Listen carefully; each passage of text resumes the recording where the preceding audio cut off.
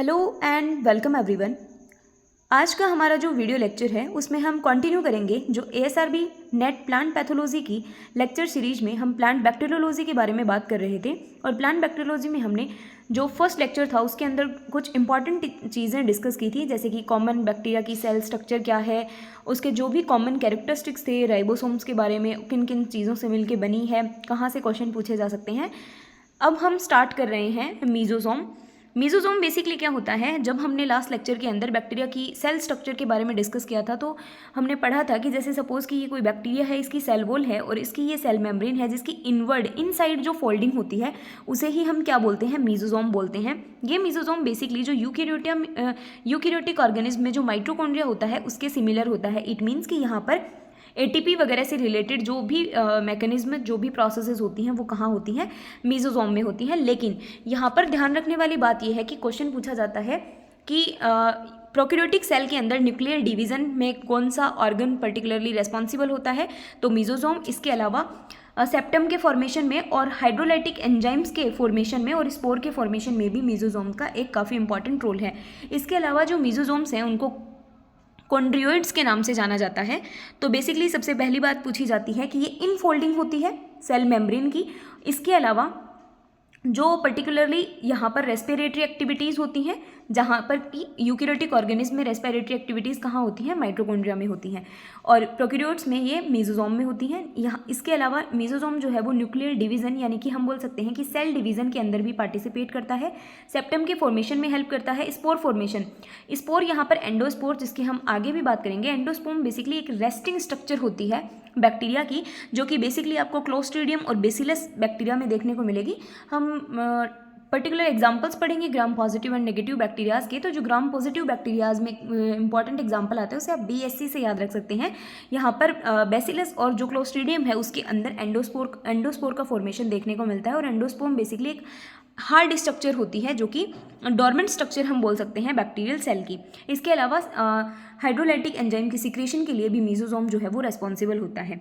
इसके अलावा हमने बार बार लास्ट वीडियो लेक्चर में भी एक टर्म देखी थी विच इज़ लाइसोजाइम्स। लाइसोजाइम्स क्या होते हैं, ये बेसिकली पेप्टिडोग्लाइकेन यानी कि जो सेल वॉल है बैक्टीरिया की उसको डिग्रेड करने का काम करते हैं। डिग्रेड कैसे करेंगे, क्योंकि बैक्टीरिया की सेल वॉल पेप्टिडोग्लाइकेन से मिलकर बनी है और पेप्टिडोग्लाइकेन जो है वो किन से, नेम और नेग यूनिट से मिलकर बनी है। नेम और नेग पॉलीसेकेराइड्स हैं, इनसे मिलके बनी है। तो नेम और नेग जो आपस में β1,4 ग्लाइकोसिडिक बॉन्ड के द्वारा जुड़े रहते हैं। तो ये जो पर्टिकुलर लाइसोजाइम्स होते हैं ये इस बॉन्ड को, नेम और नेग के बीच वाला जो बॉन्ड है β1,4 ग्लाइकोसिडिक बॉन्ड, उसको ब्रेक कर देते हैं। तो लाइसोजाइम्स जो है वो पेप्टिडोग्लाइकन को बेसिकली डिस्ट्रॉय करने का काम करते हैं। अभी हम डिस्कस कर रहे थे एंडोस्पोर्स की। तो एंडोस्पोर्स क्या होते हैं, ये डॉर्मेंट स्ट्रक्चर है, टफ और नॉन रिप्रोडक्टिव स्ट्रक्चर है। बेसिकली हम इसको आसान भाषा में कह सकते हैं कि ये रेस्टिंग स्टेज है बैक्टीरिया की, जो कि अनफेवरेबल कंडीशंस को रेसिस्ट कर सकती है। इसका रोल होता है बेसिकली कि जो एडवर्स क्लाइमेटिक कंडीशंस आ रखी हैं बैक्टीरिया के अंदर, एनवायरमेंटिक कंडीशन एडवर्स आ रखी हैं, उनसे पर्टिकुलरली बैक्टीरिया को प्रोटेक्ट करना और उसे उस एडवर्स कंडीशन के अंदर सर्वाइवल को इंश्योर करना। इसके अलावा ये जेनेटिक मटेरियल को भी जो एक्सट्रीम स्ट्रेस कंडीशंस होती हैं उनमें प्रिजर्व करके रखते हैं। जैसे आप देख सकते हैं कि ये एक एंडोस्पोर की स्ट्रक्चर है और एंडोस्पोर हमने पढ़ा कि बेसिलस और क्लोस्ट्रीडियम के अंदर पाया जाता है, जो कि बेसिकली सॉफ्ट रोट कोज करते हैं अनियन के अंदर। नेक्स्ट हम बात करते हैं कि क्या क्या कॉमन डिफरेंसेस हैं gram positive and gram negative bacterias के अंदर, जहाँ से क्वेश्चन पूछे जाने के चांसेस रहते हैं। सबसे पहला क्वेश्चन तो ये आता है कि जो ग्राम पॉजिटिव और ग्राम नेगेटिव, हमने पहले भी डिस्कस किया था कि ये नाम क्यों दिए गए हैं, क्योंकि क्रिश्चियन ग्राम नाम के साइंटिस्ट ने 1884 के अंदर ग्राम स्टेनिंग दी थी, जिसे हम डिफरेंशियल स्टेनिंग के नाम से भी जानते हैं, क्योंकि उसमें डिफरेंट स्टेन्स का यूज़ किया जाता है। बेसिकली हम क्या करते हैं कि कौन से पर्टिकुलर टाइप ऑफ बैक्टीरिया ने कौन सा कलर रिटेन किया है, क्योंकि जब हम ग्राम स्टेनिंग करते हैं तो हम 4 तरीके के पर्टिकुलर कलर्स जो केमिकल्स हैं उनको यूज़ करते हैं, जिसमें सबसे पहले हम क्रिस्टल वॉयलेट को यूज़ करते हैं। सेकंड, हम उसको फिक्स करने के लिए आयोडीन यूज़ करते हैं। थर्ड, हम उसको कलर ऑफ करने के लिए अल्कोहल यूज़ करते हैं। और काउंटर स्टेन के रूप में फोर्थ में हम सैफ्रनिन को यूज़ करते हैं। तो जो ग्राम पॉजिटिव बैक्टीरियाज होते हैं वो पर्पल कलर जिसे ब्लू या वोयलेट कह सकते हैं, उसको रिटेन करके रखते हैं। तो ग्राम पॉजिटिव बैक्टीरियाज का कलर कैसा दिखेगा हमें? पर्पल। ग्राम नेगेटिव बैक्टीरियाज जो होते हैं उनमें ग्राम स्टेनिंग करने के बाद में वो कैसे? रेड या पिंक कलर के दिखेंगे, क्योंकि वहाँ पर कौन सा स्टेन प्रेजेंट रहता है? Which is counter stain safranin. जबकि जो सबसे पहले कलर यूज़ किया गया था वो क्रिस्टल वोयलेट, वो किस में प्रेजेंट होता है? ग्राम पॉजिटिव में। सेकेंड चीज़ आती है सेल वॉल की। तो सेल वॉल के बारे में भी हमने डिस्कस किया था कि जो ग्राम पॉजिटिव बैक्टीरियाज होते हैं उनमें रिजिड सेल वॉल होती है, जबकि ग्राम नेगेटिव के अंदर ये फ्लेक्सिबल होती है, क्योंकि यहाँ पर पेप्टिडोग्लाइकेन जो होता है उसकी जो थिकनेस होती है वो कम होती है। यहाँ पर थिकनेस की बात आई है तो ग्राम पॉजिटिव में पेप्टिडोग्लाइकेन ज़्यादा होता है, जबकि ग्राम नेगेटिव जो बैक्टीरियाज होते हैं उनके अंदर एक एक्स्ट्रा लेयर पाई जाती है विच इज़ LPS, लिपोपॉलीसेकेराइड जो लेयर है वो प्रेजेंट होती है। ठीक है, तो पेप्टिडोग्लाइकेन की कंसंट्रेशन यहाँ पर पूछी जाती है, बहुत इंपॉर्टेंट है। ग्राम पॉजिटिव बैक्टीरियाज के अंदर ये 40 से 90% तक पाए जाते हैं, जबकि ग्राम नेगेटिव बैक्टीरियाज के अंदर ये अप टू 1 to 10% तक प्रेजेंट रहती हैं। टिकोइक एसिड और लिपोटिकोइक एसिड की बात करें तो ग्राम पॉजिटिव बैक्टीरियाज के अंदर टिकोइक एसिड, ये क्वेश्चन बहुत बार पूछा गया है कि टिकोइक एसिड जो है वो कौन से पर्टिकुलर बैक्टीरियाज के अंदर प्रेजेंट रहता है, तो ग्राम पॉजिटिव के अंदर ये प्रेजेंट रहता है। इसके अलावा जो आउटर मेम्ब्रेन है वो ग्राम नेगेटिव बैक्टीरियाज के अंदर प्रेजेंट रहती है, और एक पेरीप्लाज्मिक स्पेस के बारे में पूछा जाता है, ये भी ग्राम नेगेटिव बैक्टीरियाज के अंदर प्रेजेंट रहती है। लास्ट वीडियो लेक्चर में भी हमने जो फ्लेजिलम रिंग्स हैं उनके बारे में डिस्कस किया था। बेसिकली फ्लेजिला क्या होता है? 3 पार्ट्स के अंदर डिवाइड रहता है, और जो फ्लेजिलम है वो फ्लेजिलिन प्रोटीन से मिलकर बना होता है, और ये सेल मेम्ब्रेन की आउट ग्रोथ होती है, और फ्लेजिलम के अंदर रिंग्स पाई जाती हैं। तो S और M जो 2 रिंग्स हैं वो तो ग्राम पॉजिटिव बैक्टीरियाज के अंदर, और ग्राम नेगेटिव बैक्टीरियाज के अंदर पर्टिकुलरली फ्लेजिलम के अंदर 4 रिंग्स पाई जाती हैं विच इज़ LPSM। एंटीबायोटिक का रेजिस्टेंस देखा जाए या ससेप्टिबिलिटी देखी जाए तो ग्राम पॉजिटिव बैक्टीरियाज, क्योंकि वहाँ पर LPS लिपोपॉलीसेकेराइड लेयर प्रेजेंट नहीं है, इसीलिए ग्राम पॉजिटिव बैक्टीरिया ज़्यादा ससेप्टिबल होते हैं compare to gram negative bacterias, क्योंकि ग्राम नेगेटिव बैक्टीरियाज में LPS मेम्ब्रेन लिपोपॉलीसेकेराइड की मेम्ब्रेन प्रेजेंट होती है, जो कि पर्टिकुलर बैक्टीरिया को रेजिस्टेंस प्रोवाइड कराने का काम करती है एंटीबायोटिक्स के अगेंस्ट। मीजोसोम अपीयरेंस की बात करें तो दोनों ही ग्राम पॉजिटिव और नेगेटिव बैक्टीरियाज के अंदर मीजोसोम प्रेजेंट होते हैं, लेकिन जो ज़्यादा नंबर ऑफ मीजोसोम्स हैं वो ग्राम पॉजिटिव बैक्टीरियाज के अंदर प्रेजेंट होते हैं। इसके अलावा जो पिलाई है, पिलाई आपको पता है कि पर्टिकुलरली कॉन्जुगेशन के अंदर हेल्प करती है पिलाई, जो कि पिलीन प्रोटीन की बनी होती है, और ये ग्राम नेगेटिव बैक्टीरियाज के अंदर ही प्रेजेंट होती है। इसके अलावा ये जो है किसी भी सेल सरफेस से अटैचमेंट में भी हेल्प करती है।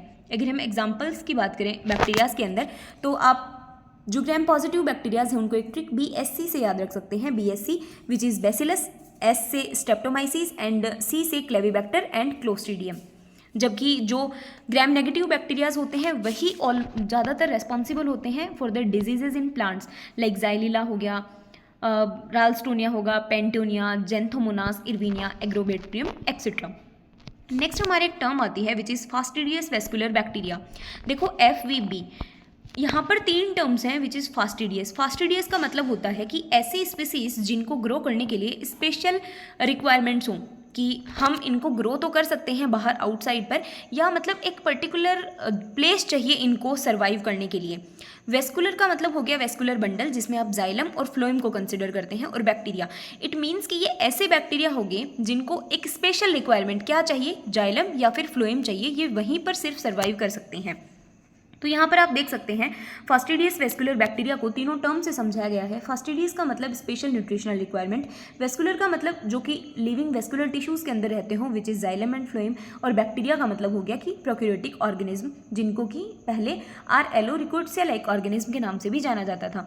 यानी कि हम फास्टिडियस वेस्कुलर बैक्टीरिया को बोल सकते हैं कि वो बैक्टीरिया जिनको स्पेसिफिक न्यूट्रिशनल रिक्वायरमेंट हो और जो वेस्कुलर टिश्यूज़ यानी कि जाइलम या फ्लोएम के अंदर सर्वाइव करते हों। सबसे पहले फास्टिडियस वेस्कुलर बैक्टीरिया के बारे में साइंटिस्ट विंडर एंड ब्लैक ने बताया था, ये आपको ध्यान रखना है। देखो, जब हम बोल रहे हैं कि इनकी स्पेसिफिक न्यूट्रिशनल रिक्वायरमेंट होगी, इट मीन्स या तो वो जाइलम में रहेंगे या तो वो फ्लोएम में। तो आपको ये बात याद रखनी है कि जो सबसे पहले फ्लोएम में बैक्टीरिया खोजा गया था वो 1972 में खोजा गया था, विच इज़ क्लोवर कल लीफ डिजीज़ को कॉज करने वाला बैक्टीरिया। जबकि जाइलम का जो सबसे फर्स्ट बैक्टीरिया था वो था PS डिजीज़ ऑफ ग्रेपवाइन को कॉज करने वाला बैक्टीरिया, 1973 में खोजा गया था। दोनों सेम साइंटिस्ट के द्वारा खोजे गए थे।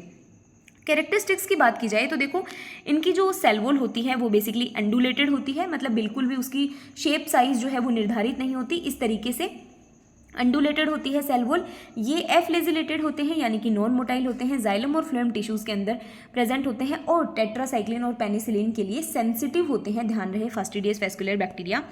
इसके एग्जाम्पल्स काफ़ी इंपॉर्टेंट हैं और ऑलमोस्ट हर एग्जाम्स में पूछे जाते हैं कि जैसे जाइलीलिया फास्टिडियो है, पियर्स डिजीज ऑफ ग्रेपवाइन, अभी हमने डिस्कस किया कि इसे सबसे पहले एज जाइलम लिमिटेड बैक्टीरिया के रूप में खोजा गया था 1973 के अंदर। तो पूछा जाता है कि पियर्स डिजीज ऑफ ग्रेपवाइन का जो बैक्टीरिया है वो जाइलम लिमिटेड है कि फ्लोएम लिमिटेड।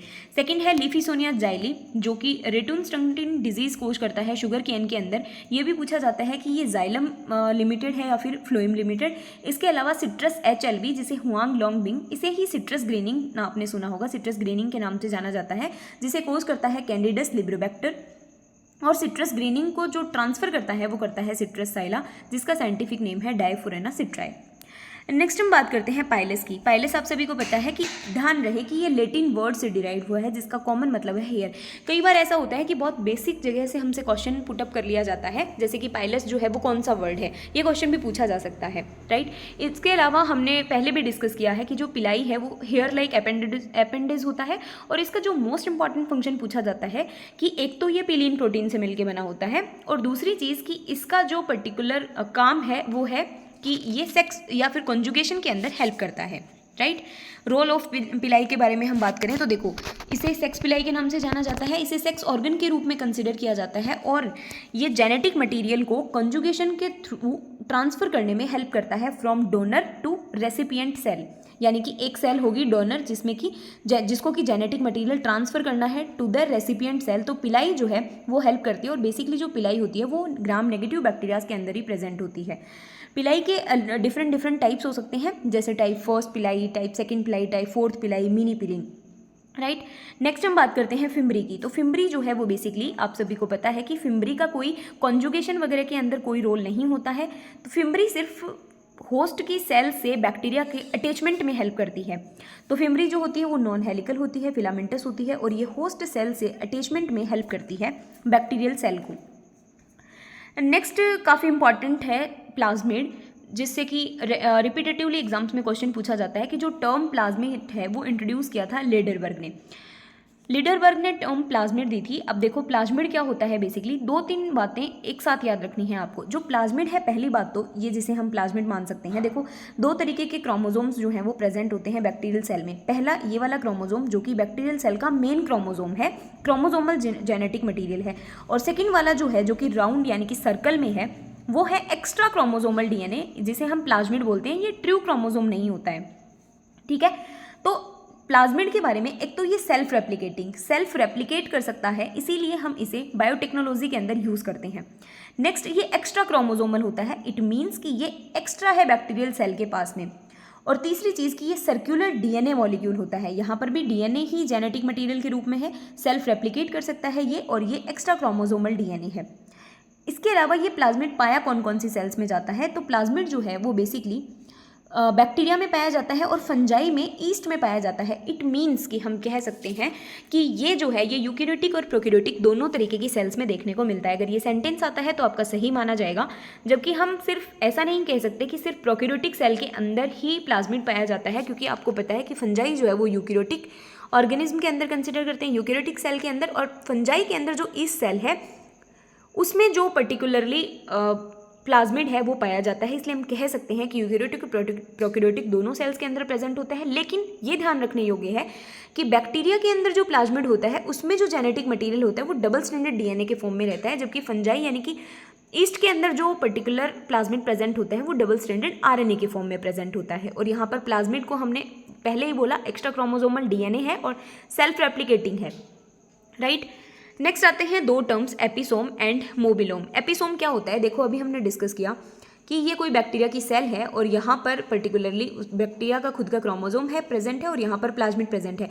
अगर ये प्लाज्मिड बैक्टीरियल क्रोमोसोम के साथ में अटैच्ड है, जो रिवर्सिबल होगा, यानी कि अटैच हो भी सकता है और यहाँ से हट भी सकता है, डिटैच भी हो सकता है वापस, तो इस कंडीशन को, जिसमें कि ये दोनों तरीके के क्रोमोसोम प्लाज्मिड और जो मेन क्रोमोसोम है वो आपस में जुड़े हुए होते हैं, उसको हम कहते हैं एपिसोम। यानी कि प्लाज्मिड प्लस क्रोमोसोम को मिला के हम क्या कहते हैं, एपिसोम। और ये जो है ये प्रोसेस रिवर्सिबल होती है, यानी कि ये चेंज हो सकती है। नेक्स्ट आता है मोबिलोम। मोबिलोम का मतलब होता है बेसिकली एक माइक्रोबायोम के अंदर जितने भी मोबाइल जेनेटिक एलिमेंट्स हैं जो मूव कर सकते हैं, जैसे कि प्लाज्मिड्स हो गए और दूसरे अलग जो बैक्टीरियोफेजेस हो गए, वो सारे मोबिलोम के अंदर कंसिडर किए जाते हैं, राइट। नेक्स्ट हमारी बात आती है कि ट्रांसपोसोम या जंपिंग जीन्स। जंपिंग जीन्स की बेसिकली डिस्कवरी की ही बात पूछी जाती है। मैकक्लिंटोक जो है उन्होंने इसकी सबसे पहले डिस्कवरी की थी। कौन से प्लांट में की थी? मेज में की थी। 1940 टू 1950 के बीच में की थी और इस कारण इन्हें नोबेल प्राइज से सम्मानित किया गया था फिजियोलॉजी एंड मेडिसिन में 1983 में। जंपिंग जीन्स इसीलिए इनको बोला जाता है क्योंकि ये एक पर्टिकुलर जीनोम में, अब देखो हम बार बार टर्म्स यूज कर रहे हैं, one is genome and second is gene. Gene का मतलब होता है कि डीएनए का एक फ्रेगमेंट, जबकि एक सेल के अंदर जो पूरा क्रोमोसोम प्रेजेंट है, जो पूरा डीएनए प्रेजेंट है, पूरे को मिला के हम क्या बोलते हैं? जीनोम। और सिर्फ एक डीएनए का छोटा सा फ्रेगमेंट को हम क्या बोलते हैं? जीन। तो जंपिंग जीन्स क्या होते हैं? जो एक पर्टिकुलर पूरे सेल के जीनोम में कहीं पर भी एक प्लेस से दूसरे प्लेस पर मूव कर सकते हैं, उन्हें हम बोलते हैं जंपिंग जीन, जिसे मैकक्लिंटोक ने मेज के अंदर डिस्कवर किया था और इसके लिए उनको नोबेल प्राइज से सम्मानित किया गया था 1983 के अंदर। बेसिकली ये जो ट्रांसपोसोम्स होते हैं ये सेगमेंट ऑफ डीएनए होते हैं जो कि एक प्लेस से अनदर प्लेस के ऊपर मूव कर सकते हैं, जिसे हम कट एंड पेस्ट मैकेनिज्म का नाम देते हैं। इसके अलावा हम बात करते हैं, जैसे अभी हम पढ़ रहे थे प्लाज्मिड, तो ये अलग अलग तरीके के प्लाज्मिड्स हो सकते हैं। देखो प्लाज्मिड का काम क्या होता है, हमने सिर्फ पढ़ा है बायोटेक्नोलॉजी तक हम सीमित रहे हैं कि बायोटेक्नोलॉजी में किसी भी जीन के इंसर्शन करके प्लाज्मिड के अंदर और उसको मल्टीप्लाई करने का काम हम प्लाज्मिड की हेल्प से करते हैं। लेकिन प्लाज्मिड अलग अलग तरीके के हो सकते हैं। एक बैक्टीरियल सेल में प्लाज्मिड के होने के क्या क्या फ़ायदे हैं? तो देखो प्लाज्मिड जो है वो जैसे पर्टिकुलरली रेजिस्टेंस प्रोवाइड कराने का काम करता है या फर्टिलिटी फैक्टर के रूप में भी ये काम करता है। बहुत सारे प्लाज्मिड के काम हो सकते हैं। अगर कुछ स्पेसिफिक कंडीशंस नहीं है एक बैक्टीरिया की, तो बिना प्लाज्मिड की प्रेजेंस के भी एक बैक्टीरिया सर्वाइव कर सकता है क्योंकि उसके पास खुद का क्रोमोसोम है। तो जो प्लाज्मिड है, जो सबसे पहले टाइप का प्लाज्मिड डिस्कवर किया गया था वो था एफ प्लाज्मिड, और उसके बाद में तो अलग अलग तरीके के जो प्लाज्मिड्स हैं उनको आइडेंटिफाई किया गया था। जो प्लांट सेल होती है उसमें कोई भी पर्टिकुलर प्लाज्मिड नहीं होता है। और दूसरी चीज़, बैक्टीरिया का जो खुद का मेन क्रोमोसोम होता है उसके कंपैरिजन में जो प्लाज्मिड जो क्रोमोसोम है उसकी जो लेंथ होती है वो बहुत छोटी होती है। प्लाज्मिड्स की साइज़ अलग अलग हो सकती है, लेकिन ये वेरी करती है between 1 kilo base pair to 250 kilo base pair. E coli के अंदर जैसे लगभग 7 डिफरेंट टाइप ऑफ प्लाज्मिड्स जो हैं वो पाए जाते हैं। एक सिंगल प्लाज्मिड के अंदर लगभग 100 जीन्स प्रेजेंट होते हैं। बहुत सारे ऐसे प्लाज्मिड्स, अब प्लाज्मिड को आपने सुना होगा, देखो एक तो होता है कि एक कोई इंसेक्ट हो गया, मतलब हम बोल रहे हैं कि जो प्लाज्मिड्स हैं उनको वेक्टर के रूप में, अब वेक्टर तो आपने पर्टिकुलरली वायरोलॉजी में भी पढ़ा होगा कि इस वायरल डिजीज़ को ट्रांसमिट करने का ये वाइट फ्लाई वेक्टर है। तो वेक्टर को हम 2 तरीके से डिफाइन कर सकते हैं। पहला बायोटेक्नोलॉजिकल पॉइंट ऑफ व्यू से होगा कि ऐसे ऑर्गेनिज्म जो कि डीएनए के ट्रांसफर में हेल्प करते हैं which is known as vector. और सेकेंडली हम पैथोजन के रेस्पेक्ट में बात कर सकते हैं कि जो इंसेक्ट या पर्टिकुलर पैथोजन जो कि किसी पर्टिकुलर डिजीज़ को ट्रांसमिट करता हो उसे हम बोलेंगे वेक्टर। तो प्लाज्मिड जो है वो बेसिकली वेक्टर की तरह काम करता है बायोटेक्नोलॉजी के अंदर। जनरली जो प्लाज्मिड्स होते हैं वो प्लांट जो पर्टिकुलर बैक्टीरियल सेल होती है उसके लिए एसेंशियल नहीं होते हैं अगर कोई स्पेसिफिक एनवायरमेंटल कंडीशंस नहीं है। तो प्लाज्मिड्स जो हैं वो बेसिकली रेप्लिकेंट के अंदर कंसिडर किए जाते हैं, यानी कि उनके अंदर खुद रेप्लिकेशन करने की कैपेसिटी होती है। अलग अलग तरीके के यहाँ पर प्लाज्मिड्स हो सकते हैं, जैसे कि प्लाज्मिड का काम क्या क्या है। ये एंटीबायोटिक के अगेंस्ट रेजिस्टेंस प्रोवाइड कराते हैं, ड्रग्स के अगेंस्ट रेजिस्टेंस प्रोवाइड कराते हैं, टॉक्सिन का प्रोडक्शन करते हैं, बैक्टीरियोसिन का प्रोडक्शन करते हैं। अब देखो यहाँ पर बैक्टीरियोसिन का क्या मतलब है। बेसिकली बैक्टीरियोसिन एक ऐसी एंटीबायोटिक होती है जो कि बैक्टीरियल स्पीसीज के द्वारा ही प्रोड्यूस की जाती है और ये क्लोजली उसी बैक्टीरिया के क्लोज रिलेटेड स्पीसीज के लिए टॉक्सिक होती हैं, उनको हम बोलते हैं बैक्टीरियोसिन। इससे भी काफ़ी बार क्वेश्चन पूछा जाता है। इसके अलावा जो प्लाज्मिड होता है वो वायरुलेंस और पैथोजेनेसिटी के लिए भी रेस्पॉन्सिबल होता है। अलग अलग तरीके के प्लाज्मिड हो सकते हैं। पहला कॉन्जुगेशन के बेसिस पे 2 तरीके के हो सकते हैं, कॉन्जुगेटिव प्लाज्मिड और नॉन कॉन्जुगेटिव प्लाज्मिड। और डिफरेंट टाइप ऑफ प्लाज्मिड्स हो सकते हैं लाइक एफ प्लाज्मिड, जिन्हें फर्टिलिटी प्लाज्मिड या एफ फैक्टर प्लाज्मिड के नाम से जाना जाता है। अब देखो फर्टिलिटी प्लाज्मिड का मतलब क्या हुआ कि ये प्लाज्मिड जो होगा ये पर्टिकुलरली डीएनए के कुछ सेगमेंट को डोनर से और पर्टिकुलरली रेसिपिएंट सेल के अंदर ट्रांसफ़र करने का काम करेगा। अब हम डोनर किसको बोलेंगे, जो मेल बैक्टीरिया होगा उसको हम डोनर बोलेंगे। वो अपने क्रोमोसोम को सेकंड जो बैक्टीरियल सेल होगी या जो रेसिपिएंट बैक्टीरियल सेल होगी उसमें पहुंचाने का काम करेगा, तो हम इसे बोलते हैं F+ सेल, और इसे बोलते हैं, जो रेसिपिएंट सेल होती है उसे हम बोलते हैं F- सेल। इसके अलावा रेजिस्टेंट प्लाज्मिड हो सकता है, call plasmid, degradative, TI plasmid और क्रिप्टिक प्लाज्मिड। फर्स्ट हम बात करते हैं कॉन्जुगेटिव और नॉन कॉन्जुगेटिव प्लाज्मिड। जैसा कि नेम ही इंडिकेट कर रहा है, कॉन्जुगेटिव प्लाज्मिड यानी कि डीएनए का ट्रांसफर होगा इस प्लाज्मिड की हेल्प से। जैसे कि सारे जो फर्टिलिटी प्लाज्मिड या F प्लाज्मिड होते हैं वो कॉन्जुगेटिव प्लाज्मिड के अंदर कंसिडर किए जाते हैं। और सेकेंड आते हैं नॉन कॉन्जुगेटिव प्लाज्मिड, जो कि पर्टिकुलरली कॉन्जुगेशन के अंदर कोई भी हेल्प नहीं करते हैं, कोई डीएनए ट्रांसफ़र की प्रक्रिया इनके थ्रू नहीं होती है। जैसे कि आर प्लाज्मिड और कोल प्लाज्मिड्स जो हैं वो नॉन कॉन्जुगेटिव प्लाज्मिड्स के अंदर कंसिडर किए जाते हैं। सेकेंडली हम बात करते हैं आर प्लाज्मिड की। आर प्लाज्मिड में आर जो नाम है वो इंडिकेट कर रहा है रेजिस्टेंस को, यानी कि ये ऐसे प्लाज्मिड हैं जो डिफरेंट एंटीबायोटिक के लिए बैक्टीरिया को रेजिस्टेंस प्रोवाइड कराते हैं।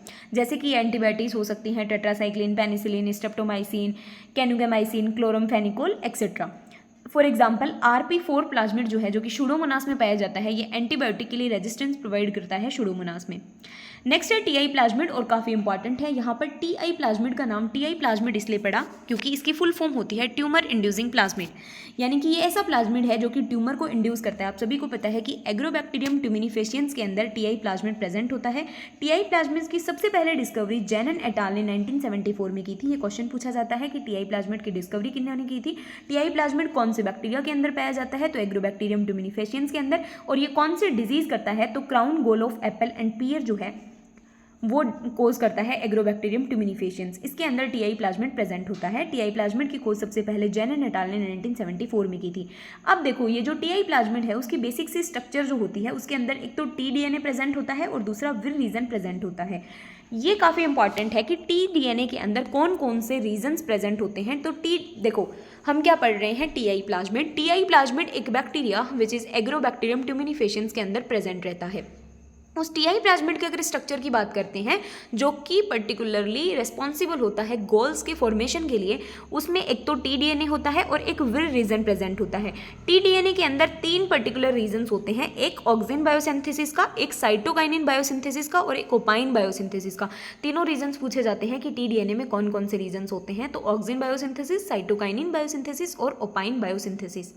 नेक्स्ट इसमें जो विर रीजन होता है बेसिकली, जो कि वायरुलेंस के लिए रिस्पॉन्सिबल होता है, ये रहा यहाँ पर वायरुलेंस के लिए, और यहाँ पर ओपाइन यूटिलाइजेशन जीन और ओरिजिन ऑफ रेप्लिकेशन जिसे हम ORI के नाम से जानते हैं, ये भी यहाँ पर प्रेजेंट रहता है। लेकिन सबसे ज़्यादा आपको इंपॉर्टेंटली टीडीएनए का ध्यान रखना है, राइट। टीडीएनए का यहाँ पर फुल फॉर्म होता है which is transfer DNA. Transfer DNA जो कि सेगमेंट है एक टीआई प्लाज्मिड का, जिसमें कि जीन रहते हैं for auxin, cytokinin and opine biosynthesis के लिए। नेक्स्ट टाइप ऑफ हमारा प्लाज्मिड आता है विच इज RI प्लाज्मिड। देखो RI प्लाज्मिड का मतलब होता है रूट इंड्यूसिंग प्लाज्मिड, मतलब यहाँ पर हेयरी रूट का फॉर्मेशन होने लग जाता है प्लांट की रूट्स के अंदर, और ये किसकी वजह से होता है, तो RI यहाँ पर R जो है वो राइजोजीन को रिप्रेजेंट कर रहा है, तो विच इज एग्रोबैक्टीरियम राइजोजीन्स के कारण ये हो रहा है, जबकि टीआई प्लाज्मिड जो था वहाँ पर क्या था, एग्रोबैक्टीरियम ट्यूमिनिफेशियंस के कारण था, राइट। तो जो टीडीएनए होता है दोनों में same type of T-DNA present होता है, चाहे वो टीआई प्लाज्मिड हो या RI प्लाज्मिड हो। तो टीडीएनए जो है वो सेगमेंट होता है टीआई और RI प्लाज्मिड का। इसकी जो लगभग 23 किलो बेस पेयर का होता है और इसके अंदर लगभग 3 जीन्स जो है वो प्रेजेंट रहते हैं। टीडीएनए जो है वो ट्यूमर इंडक्शन के लिए में वर्क करता है, और पर्टिकुलरली जो टीडीएनए है वो ट्रांसफ़र करता है जीनोम को जब एग्रोबैक्टीरियम इन्फेक्शन कर रहा होता है पर्टिकुलरली प्लांट्स के अंदर। यहाँ पर एक टर्म आती है विच इज़ क्यूरिंग, जो आपने एग्रोनॉमी वगैरह की सब्जेक्ट में पढ़ी होगी। क्यूरिंग को बेसिकली हम जैसे टी लीव्स से मॉइस्चर को रिमूव करना हो गया, टोबैको लीव से मॉइस्चर को रिमूव करना हो गया, उस प्रोसेस को हम बोलते हैं क्यूरिंग। और यहाँ पर हम बायोटेक्नोलॉजिकल पॉइंट ऑफ व्यू से क्यूरिंग किसको बोलते हैं, कि जब हम प्लाज्मिड से टीडीएनए को रिमूव कर रहे होते हैं और उस प्रोसेस को हम क्या कहते हैं, बायोटेक्नोलॉजी के अंदर उस प्रोसेस को हम कहते हैं क्यूरिंग।